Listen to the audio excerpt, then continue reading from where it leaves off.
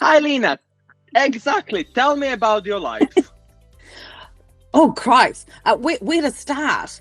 I feel like I'm halfway through because I'm 51 next I have, I have, weekend. I have an idea where to start at the beginning. Good idea.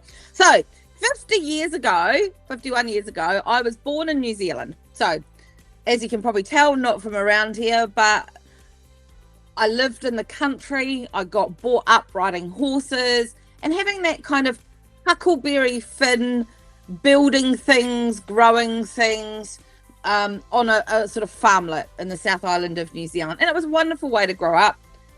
My parents owned their own businesses, landscaping and sort of plant nurseries, but they always, and this is going to be quite key to my life story, they always had a lot of artists and musicians and non-conformist hippie types that were living off the grid with no electricity and all that kind of thing. So I think it's when I first fell in love with non-conformists. You've been living without electricity.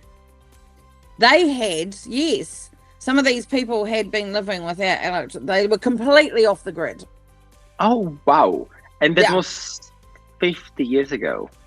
Well, no. Well, probably more like 40 years ago as I was sort of growing up. But my parents, particularly my dad, he always gets attracted to kind of people, what I call squiggly brain people, non-conformists, that kind of like to buck the system a little bit. Wiggling people. Let me just give a little spoiler for people. Lena is at the moment owner of a consulting company and also of the online gallery. And can I say, please, what's your... Yeah, so I will say the name, but you can say what it means. So it's the FTSQ Consultancy and the FTSQ Gallery, but it means... It's fuck the status quo. Which one is the best name I heard in a long time, because it's exactly what it means by Lena. Lena is a boss bitch and bitch boss, whatever we call it. Boss lady. So this incredible woman has to tell you much more. So she's coming from New Zealand now. She has a consulting company, and she also have her online gallery, which one I was very proud to help her to be the first pop-up store. But just spoilers that people will be like, oh, what we're watching, because I never like watching people like, what the fuck are they talking about? Oh, please. Fair enough. Context. So the context of why FTSQ is because of my love of the non-conformists. So interestingly enough, I have this habit of throwing grenades into my life every once in a while. So grew up in this fun country town, moved to the city when I was sort of teenager with my parents. City? Auckland in New Zealand. Ooh. It's sort of the biggest one. So I've been city mouse and country mouse. So I can walk into the most fancy of restaurants, Michelin star, be right at home. But I also know how to milk it. Exactly. But I also know how to milk a cow by hand. Which is it's a weird thing, which is why I think you and I have talked about this before, is why I'm comfortable in pretty much any environment. I can walk around in my Wellingtons, or in New Zealand we call them gumboots, or I can be walking in my stiletto heels all dressed to the nines, and I feel comfortable in all of those different environments, corporate or not corporate, or fancy or cultured or uncultured, whatever. And I think that's kind of wraps me up in a lot of ways, in the fact that I do lots of things. I've got lots of hobbies and all the rest of it. But going back to throwing the grenades into life. As I know, just two companies with a personal life and everything else, what do you do? It's literally, Lena is never out of subject of the things we never miss a subject to talk about. There's always something what we can talk about. Always. So the story, No, wait. Tell me what are your... Sorry, I'm like, now you told me you like to do a billion things. Tell me 3 favorite hobbies and 3 favorite things from business. 3 favorite hobbies. I love I love food and cooking and all that kind of thing. I'm a big reader of classical literature, weirdly enough. So, the Emily Brontes and the, Edgar Allan Poe and all that kind of sort of original stuff. And the final one is probably my love of music.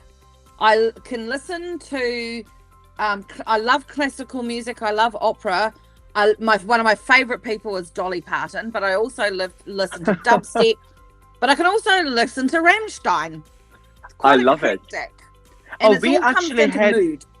Exactly. We actually had a discussion with my mother and her friends that we are multi-potential, which one we can do so many things and we can like so many things. We don't have to have a one favorite. Which one? I'm glad you're one of us. Tell me, please, 3 things, the best, which one you like from business.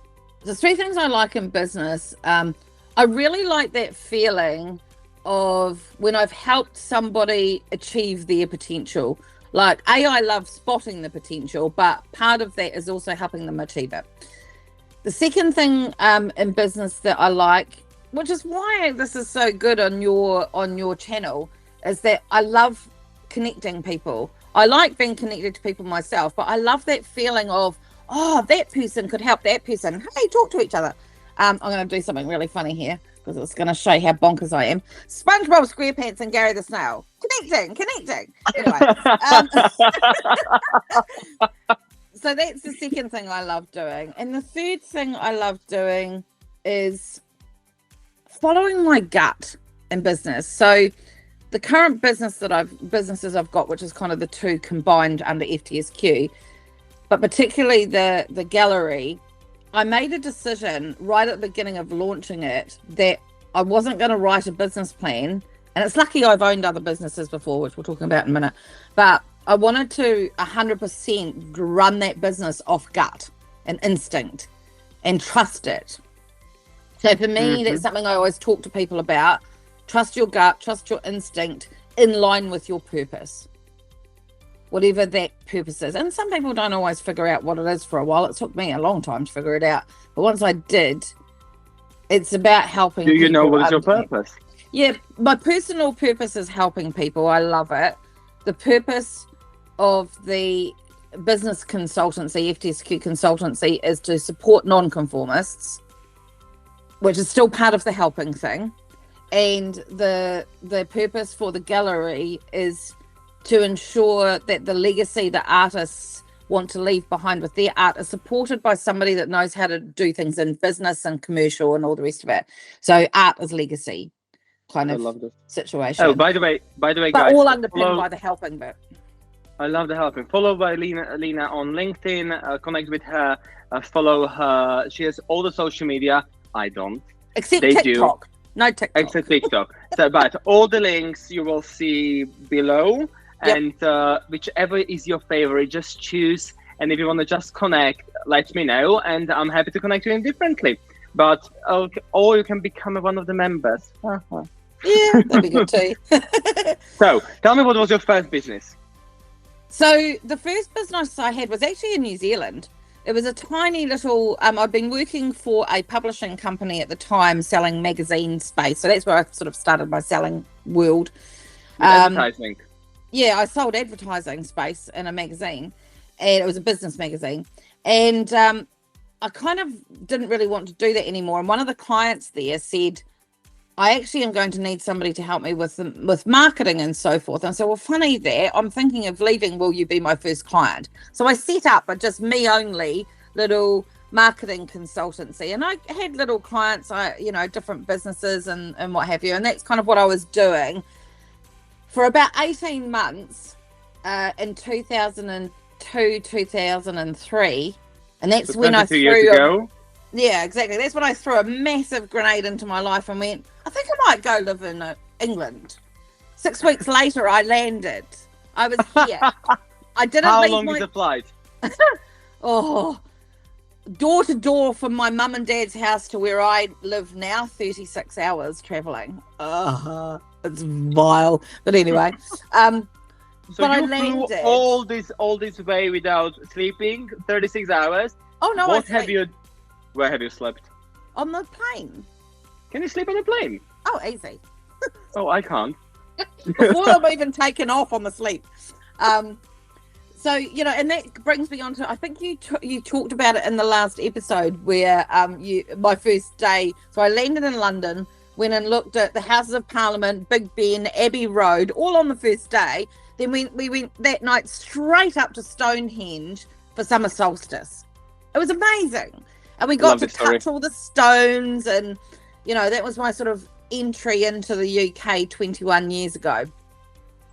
And went straight into working for a company that did new business lead generation on behalf of agencies. So you got employed here?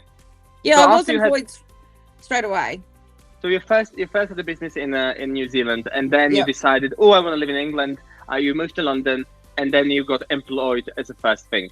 Straight away, because I'd used a very young Gumtree in those days, but it was only for jobs at that time. And I had organised an appointment the Monday after I landed. I did the interview, started the next day. So I was really lucky. I went straight into a job. And that got me into the world, which will lead on to my next bit of career, but then my next business. It got me into the world of new business and marketing on behalf of marketing and advertising agencies. So I was external for a little bit, making phone calls and all that kind of thing. But eventually I ended up having a very successful career in the marketing and advertising world of big agencies. And I was senior UK and then global new business directors, new business and marketing directors for these big agencies. So marketing the marketers, essentially. Nice.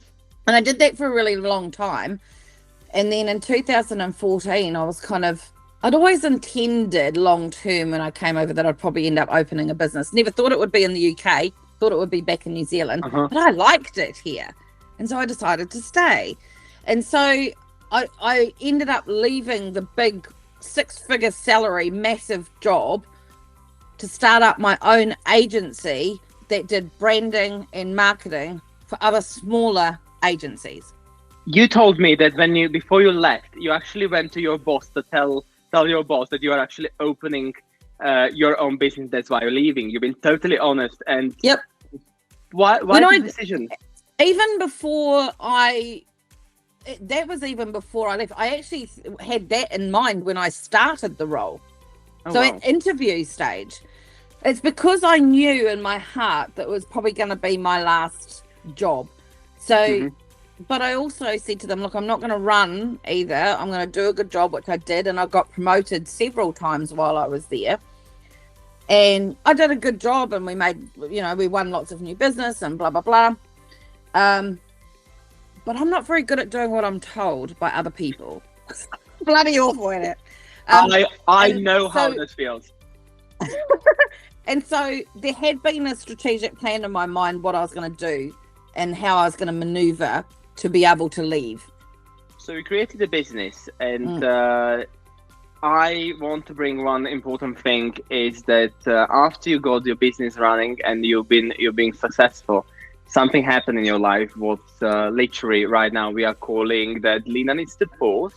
Yeah, well, no, something happened before that, because that business was actually a separate business that was called Kiwi Girl originally, and then I brought in a business partner, and then I didn't know at the time, and this is where it comes in what you're saying. I didn't know at the time, but getting towards it, I was starting to drop some balls, and that's because I was not very well, but didn't realize it, and I didn't want to be doing what I was doing anymore, and had in a very smart way when I'd set up bringing in the business partner, Adam, we'd agreed that if either of us ever wanted to leave, we had pre-agreed how that would happen. So it meant that when I went to him and said, look, I don't really want to be doing this anymore, we already had an agreement of how that would go. So within a month, it was done and dusted. I was out. I was taking some of my clients with me with his blessing. I was paid some money, so I got some money from him for the 50% of the business. And that was when I started up FTSQ as the consultancy. And my desire was to run a business where it was about supporting those people that had always been told that they needed to conform in order to succeed. And I was going, fuck that, no, you don't. So that's kind of why FTSQ came up, and why that purpose of supporting the squiggly brained people that are often told they're not good enough, or they're weird or odd or just whatever. And I wanted to help them. Add into your what I know you is that and I was doing the same. I'm doing sometimes the same for myself. I think we never stop. It's self-sabotaging ourselves, with overworking, with never resting. Overworking. And I just want to tell. Yep. I mean, I just want to tell how it's important to rest people, and that's why I want to hear the next. Yeah, definitely. So all of my career, I had run at 1,000,000 miles an hour, and unfortunately, agency new business in particular requires a lot of hours. Like, I remember at one point I was working up to 18 hours a day, and at one point I worked 6 weeks without one day off. I was shattered. One of the reasons why I wanted to work out of the move away from the corporate world. And running your own business is knackering, and you don't look after yourself. That's the thing. Tell us, please, about as you're going by end of the time slowly. Tell us, please, about how have you survived the illness, and how have you got whatever you want to share about, because that's very inspiring. Yeah. So I got knocked sideways. We were only about 3 months in to FTSQ when I started to get really sick. Didn't realize how bad it was, and I don't want to go into details, but it's chronic illness, multiple chronic illnesses that will always be managed. Some of them may never go away. So it has been a very long recovery. I was in bed for around about 12 months between November 2018 and kind of 2020 kind of things. It was a little bit over a year, although the beginning bit wasn't all the time. We hit the pandemic and the money's starting to run out. I try and, get myself on my feet, and realize in 2020, finally having had a diagnosis, that it was going to be a long road to recovery. Because, and my physical, emotional, and mental confidence, which I've always had, and trust in self had gone.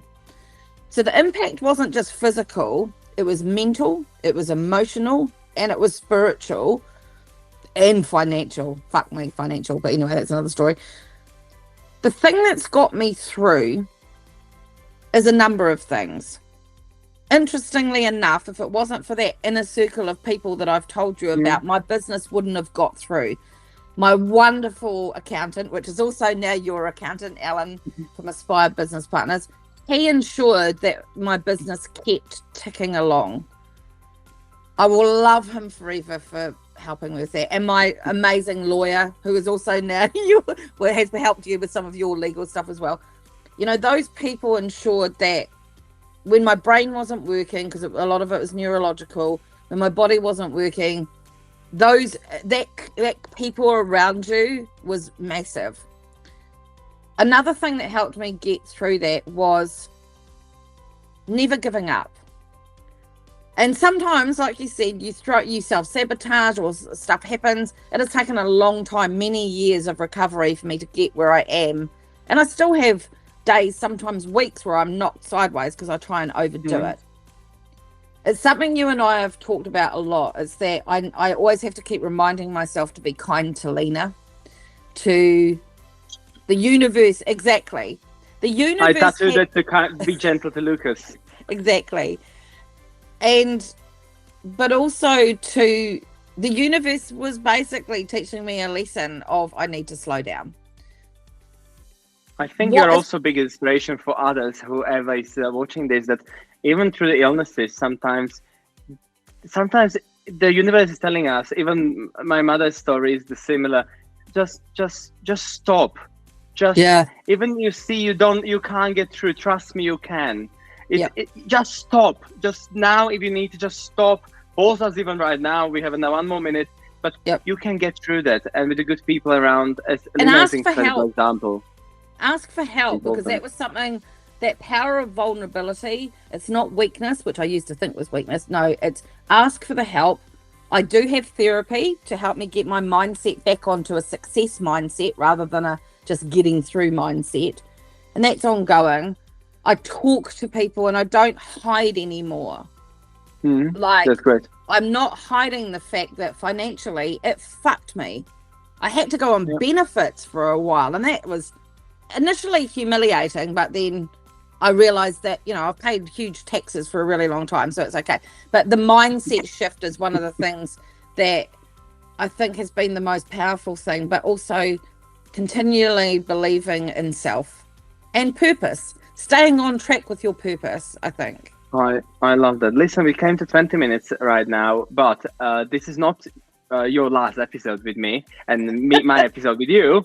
So, it's not like I've squished it into a tiny little bit. Exactly. It's impossible to squeeze your life into 20 minutes. That's why I rather invite people to come on the 9th of April, where we're going to have a panel discussion mostly about our lives, and you'll be able to ask real-time questions. Also meet us in person and maybe build your new inner circle or add somebody to inner circle. I would love to thank you, Lena, for being again my guest as you're welcome. The previous episode. We changed a few things, as we are not doing introduction at the beginning. We're not doing things. I had this great to just jump into the world and the question, and I would like to do the introduction at the end. Next time we're gonna have a different guest, and Lena will be back again, but I will love to invite you, and below you will find the invitation for the 9th of April, which one right now on beginning we're gonna be more public, but slowly in a time we'll be doing more exclusive, and you won't be able to get invitation until you belong to one of the inner circles, or you are one of the guests of the speakers, or somebody who already been there. Because let's build and let's be truth about something. The old-fashioned way and word of mouth is the biggest thing ever. And imagine that you meet real people with the real values, again, as the old-fashioned way. So, do you want to tell some last sentence about something? What do you want to share? I think it's a really simple thing in life is, in order to take care of others, one must take care of themselves. So take care of yourselves. Take care of yourselves, guys. If you want to connect with Lena, you will find all the links, as I said, below. And please go to your LinkedIn, find your favorite social media, find a part of social media, or find her website and send her email or connect through me. We love connecting with people, and we'll be happy to see you. Thank you for being a guest, and I'll see you soon. See you soon. See you next time, everyone. See you next time. Lovely. Let me stop the recording. I love that. I love that you're now starting to go, see you next time.